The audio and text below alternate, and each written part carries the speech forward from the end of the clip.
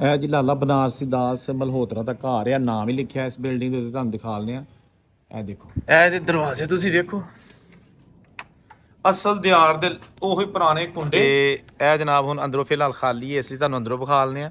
ਬੜਾ ਆਲੀਸ਼ਾਨ। ਅੱਛਾ, ਇਹਦੀ ਇੱਕ ਚੀਜ਼ ਮੈਂ ਤੁਹਾਨੂੰ ਦੱਸ ਦਿਆਂ ਕਿ ਇੱਥੇ ਜਿੰਨੇ ਵੀ ਕ੍ਰਿਸ਼ਨ ਨਗਰ 'ਚ ਮਕਾਨ ਹੈਗੇ ਸਨ ਨਾ, ਉਹਨਾਂ ਨੂੰ ਦੋ ਗਲੀਆਂ ਹਰ ਨੂੰ ਲੱਗਦੀਆਂ। ਮਤਲਬ ਇਹ ਮਕਾਨ ਹੈ ਨਾ, ਇੱਕ ਗਲੀ ਇਹ ਹੋ ਗਈ ਤੇ ਦੂਸਰੀ ਗਲੀ ਇਹ ਹੋ ਗਈ, ਠੀਕ ਹੈ ਨਾ ਜੀ। ਇਹਦੇ ਦੋ ਦਰਵਾਜ਼ੇ। वाह जी वाह, देखा ना, इस वे मैं वहाँ बिल्ली है तो ये अंकल उरी ने। इसका गिराज पुराना, आज भी इसको गिराज के तौर पे इस्तेमाल कर रहे हैं। लेकिन ਇਹ ਜੀ ਲਾਲਾ ਬਨਾਰਸੀ ਦਾਸ ਮਲਹੋਤਰਾ ਦਾ ਘਰ ਆ, ਨਾਮ ਹੀ ਲਿਖਿਆ ਇਸ ਬਿਲਡਿੰਗ ਦੇ ਉੱਤੇ। ਤੁਹਾਨੂੰ ਦਿਖਾ ਲੈਂਦੇ ਆ। ਇਹ ਦੇਖੋ, ਇਹ ਲਿਖਿਆ ਜੀ ਲਾਲਾ ਬਨਾਰਸੀ ਦਾਸ ਮਲਹੋਤਰਾ BA LLB। ਥੱਲੇ ਉਰਦੂ ਦੇ ਵਿੱਚ ਵੀ ਲਿਖਿਆ ਹੈ ਐਡਵੋਕੇਟ ਹਾਈ ਕੋਰਟ ਲਾਹੌਰ। ਇਹ ਉਹਨਾਂ ਦਾ ਮਹੱਲ ਹੈ ਜਨਾਬ, ਮਲਹੋਤਰਾ ਸਾਹਿਬ ਦਾ। ਬਹੁਤ ਹੀ ਖੂਬਸੂਰਤ ਆਲੀਸ਼ਾਨ ਚੁਬਾਰਾ, ਠੀਕ ਹੈ ਨਾ। ਕਾਰਨਰ ਤੇ ਹੈਗਾ ਇੱਥੇ ਕ੍ਰਿਸ਼ਨ ਨਗਰ ਦੇ ਵਿੱਚ। ਸਾਰੇ ਪਲਾਟ ਜਿਹੜੇ ਨੇ ਹਰ ਇੱਕ ਨੂੰ ਦੋ ਦੋ ਗਲੀਆਂ ਲੱਗਦੀਆਂ ਸਨ। ਦੇਖੋ ਨਾ, ਹਰ ਘਰ ਹੈ ਔਰ ਹਰ ਘਰ ਨੂੰ ਦੋ ਦੋ ਗਲੀਆਂ ਲੱਗਦੀਆਂ ਸਨ। ਇਹ ਬੜਾ ਆਲੀਸ਼ਾਨ ਘਰ ਹੈ ਮਲਹੋਤਰਾ ਫੈਮਿਲੀ ਦਾ, ਠੀਕ ਹੈ ਨਾ। ਇੱਕ ਇਹ ਰੈੱਡ ਕਲਰ ਦੀ ਘਰ ਬਿਲਡਿੰਗ ਹੈਗੀ ਹੈ। ਇਹ ਸਾਰੇ ਖੂਬਸੂਰਤ ਘਰ ਆਪਣੇ ਦੌਰ ਦੇ ਜਨਾਬ ਬਣੇ ਨੇ ਇੱਥੇ। ਤੇ ਇਹ ਦੇਖੋ ਤੁਸੀਂ, ਇਹ ਚੌੜੀਆਂ ਚੌੜੀਆਂ ਖੁੱਲੀਆਂ ਖੁੱਲੀਆਂ ਗਲੀਆਂ ਨੇ ਸਾਰੀਆਂ। ਹਰ ਘਰ ਨੂੰ ਦੋ ਗਲੀਆਂ ਲੱਗਦੀਆਂ ਨੇ, ਇੱਕ ਤੇ ਦੋ। ਤੇ ਇਹ ਤੁਸੀਂ ਦੇਖ ਸਕਦੇ ਹੋ, ਬਹੁਤ ਹੀ ਆਲੀਸ਼ਾਨ ਹਵੇਲੀ ਹੈ ਜੀ। ਇੱਕ ਐਡਵੋਕੇਟ ਦੀ, ਵਕੀਲ ਸਾਹਿਬ ਦੀ, ਜਿਹੜੀ ਅੱਜ ਵੀ ਆਪਣੀ ਅਸਲੀ ਹਾਲਤ 'ਚ ਮੌਜੂਦ ਹੈਗੀ ਹੈ। ਇਹ ਦੇਖੋ ਤੁਸੀਂ।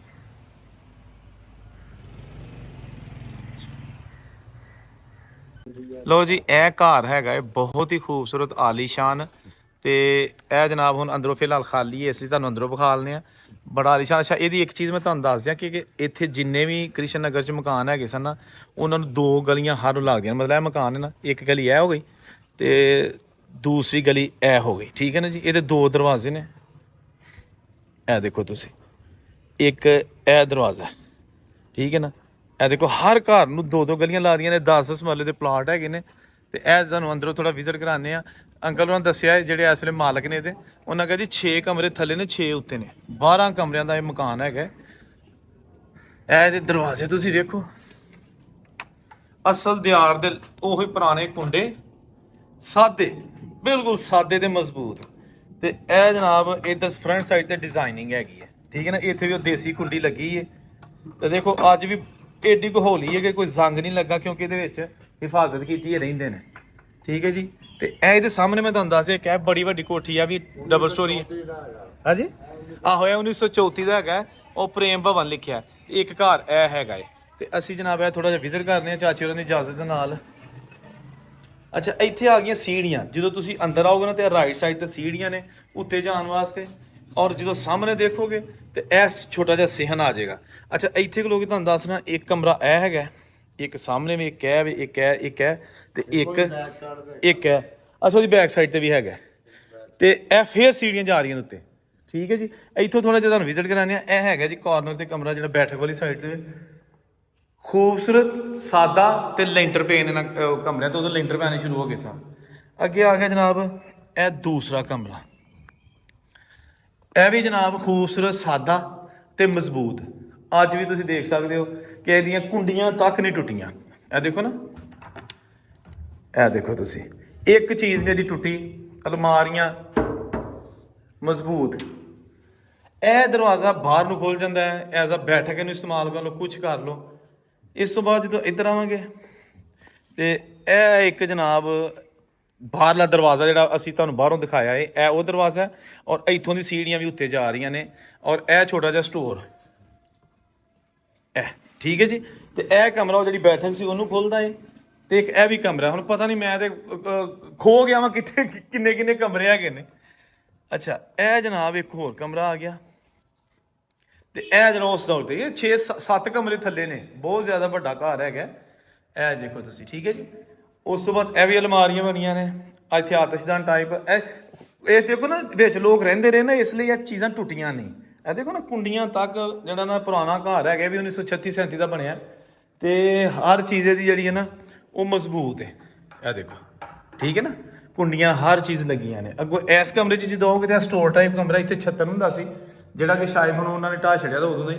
ਇਹ ਦੇਖੋ ਨਾ ਇਹਦੇ ਵਿੱਚ ਸਮਾਨ ਰੱਖਣ ਲਈ ਐਸਾ ਛੱਤਨ ਸੀ ਗੈਲਰੀ ਟਾਈਪ ਡਿਊਟੀ ਤਾਂ ਕਿ ਐਕਸਟਰਾ ਸਮਾਨ ਉਹਦੇ ਉੱਤੇ ਚਾੜ ਦੇਵੋ ਲੇਕਿਨ ਹੁਣ ਇਹ ਬਾਲਾ ਹੈਗਾ ਹੈ ਲੇਕਿਨ ਫੱਟੇ ਜਿਹੜੇ ਨੇ ਉਹ ਕਿਸੇ ਉਸ ਦੋ ਦੇ ਟੁੱਟ ਗਏ ਨੇ ਤੇ ਇਹ ਅਸੀਂ ਆ ਗਏ ਹੁਣ ਬਾਹਰ ਦੁਬਾਰਾ ਸਿਆਂ ਦੇ ਵਿੱਚ ਠੀਕ ਹੈ ਜੀ ਇੱਧਰ ਫੇਰ ਕਮਰਾ ਇੱਕ ਆ ਗਿਆ ਅੱਛਾ ਕਿਚਨ ਹੈਗਾ ਲਓ ਜੀ ਇਹ ਕਿਚਨ ਦਾ ਏਰੀਆ ਠੀਕ ਹੈ ਨਾ ਜੀ ਇਹ ਦੇਖੋ ਤੁਸੀਂ ਹੁਣ ਜਿਹੜੀ ਫੈਮਿਲੀ ਰਹਿੰਦੀ ਰਹੀ ਹੈ ਉਹਦੇ ਇਸਤੇਮਾਲ ਦੇ ਸੀ ਹੁਣ ਨਹੀਂ ਇੱਥੇ ਕੋਈ ਰਹਿ ਰਿਹਾ ਫਿਲਹਾਲ ਤੇ ਇਸ ਲਈ ਇਹ ਇਸਤੇਮਾਲ 'ਚ ਨਹੀਂ ਇੱਧਰ ਨੂੰ ਆ ਜਾਓ ਤੇ ਇਹ ਬਾਥਰੂਮ ਦੇ ਏਰੀਆ ਆ ਗਏ ਠੀਕ ਹੈ ਜੀ ਔਰ ਇਹ ਇੱਕ ਹੋਰ ਕਮਰਾ ਇਹ ਦੇਖੋ ਇਹ ਜਿਹੜੀ ਹੈਗਾ ਨਾ ਇਹ ਦਾ ਦਰਵਾਜ਼ਾ ਇਸ ਸਾਈਡ ਨੂੰ ਖੁੱਲਦਾ ਯਾਨੀ ਕਿ ਅਗਰ ਕੋਈ ਮਹਿਮਾਨ ਆ ਗਿਆ ਉਹਨੇ ਸੇਹਨ ਦੇ ਵਿੱਚ ਨਹੀਂ ਜਾਣਾ ਇੱਧਰ ਨੂੰ ਤੇ ਇੱਥੇ ਦਰਵਾਜ਼ਾ ਇਹਦੀ ਦੂਸਰੀ ਸਾਈਡ ਤੇ ਉਹ ਇੱਧਰ ਨੂੰ ਆ ਗਿਆ ਠੀਕ ਹੈ ਨਾ ਤੇ ਇਹ ਵੀ ਪੁਰਾਣੇ ਕੁੰਡੇ ਦੇ ਲੱਗੇ ਨੇ ਉਹੀ ਜਨਾਬ ਕੀ ਬਾਤ ਹੈ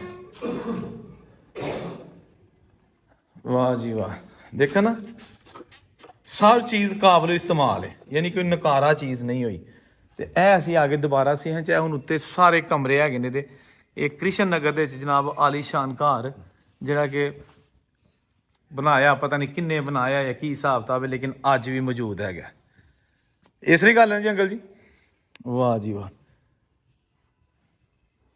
ਤੇ ਇਹ ਬਿੱਲੀ ਇੱਕ ਜਨਾਬ ਬੜੀ ਪਿਆਰ ਕਰਦੀ ਮੈਨੂੰ ਚੰਬੜ ਗਈ ਆ ਕੇ ਠੀਕ ਹੈ ਨਾ ਬਿੱਲੀ ਇਹ ਬੜਾ ਪਿਆਰਾ ਜਾਨਵਰ ਹੁੰਦਾ ਪਿਆਰ ਕਰਨ ਵਾਲਾ ਹੈ ਦੇਖੋ ਤੁਸੀਂ ਘਰ ਦੇ ਵਿੱਚ ਇਸ ਵੇਲੇ ਮੈਂ ਵਾਂ ਬਿੱਲੀ ਹੈ ਤੇ ਜਾਂ ਅੰਕਲ ਹੋਰੀ ਨੇ ਤੇ ਲੋ ਜੀ ਦੋਸਤੋ ਇਹ ਤੁਹਾਨੂੰ ਘਰ ਦਾ ਵਿਜ਼ਿਟ ਅਸੀਂ ਕਰਾਇਆ ਹੈ ਠੀਕ ਹੈ ਨਾ ਇਹ ਦੇਖੋ ਤੁਸੀਂ कितना खूबसूरत घर है ले जी दोस्तों ये एक और ख़ूबसूरत कॉर्नर पे घर कॉर्नर तो खैर सारी घरों को लगता था ये जनाब इसकी ये गली है फिर ये गली है और बहुत आलीशान अच्छी हालत में रखा हुआ है जो ऑनर है शाहिद साहब इस घर में रहते हैं उनके बुज़ुर्ग भी नहीं घरों में जो है ना वो रहते थे तो ये कृष्ण नगर का जो है ना वो एरिया आपको दिखाया जा रहा है बड़ा दिल खुश हुआ है क्योंकि इन्होंने एक तो पेंट भी करवाया हुआ है फिर जो ये ग्रीन कलर की लकड़ी है इसको भी जनाब उन्होंने मेंटेन रखा हुआ है ये देखें ना खूबसूरत जाली तक जो है ना वो कहीं से क्रैक नहीं हुई ठीक है ये जनाब आप देख सकते हैं पेंट हुआ है सही है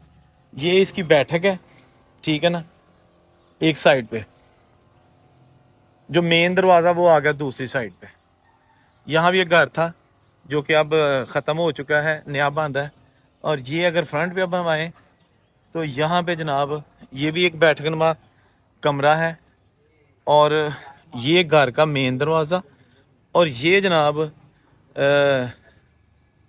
इसका गिराज पुराना आज भी इसको गिराज के तौर पे इस्तेमाल कर रहे हैं लेकिन गिराज का एक देखें ये उन्होंने कुंडा लगाया हुआ था उस वक्त तो ये देखें दूसरा ये है क्योंकि ये बेसिकली गली में जो है ना खुलता है ये इसके साथ जो है ना वो दरवाज़ा ठीक है ना अच्छा शाहिद साहब कितने कमरे हैं इसमें 5 सिर्फ नीचे ही है ना जी नीचे तो 5 काबिल इस्तेमाल है 5 का तो इसकी जो छत है वो लेंटर है या वो लकड़ी की है लेंटर है लेंटर उस वक्त लेंटर में रहा गए थे उस वक्त लेंटर कब का बना हुआ है 1940 1940 का लें जी ये शाहिद साहब हमारे साथ मौजूद हैं बड़े नाइस नफीस भाई है हमारे उन्होंने दिखाया जी कि हमारा घर आप देखें ये देखें ये गैराज है उस वक्त भी गैराज था और अभी भी गैराज है क्योंकि उन्होंने ऊपर वो उर्दू में लिखा हुआ है कि गैराज के आगे गाड़ी खड़ी ना करें ये दरवाज़ा और ये जनाब आप देख सकते हैं आलीशान किस्म का घर है और आज भी फैमिली इनकी जो है ना इस घर में रहती है तो बड़ी इन्होंने अच्छे तरीके से रखा हुआ है अच्छा शाहिद साहब वैसे कितने मंदिर थे टोटल कृष्ण नगर में क्या बुजुर्ग बताते हैं मुझे 2 का ही पता है बाकी 2 ही ज़्यादा मशहूर थे ज्यादा हाँ अब तो मेरा कोई नहीं है नहीं अब कोई नहीं है सही है वाह जी वाह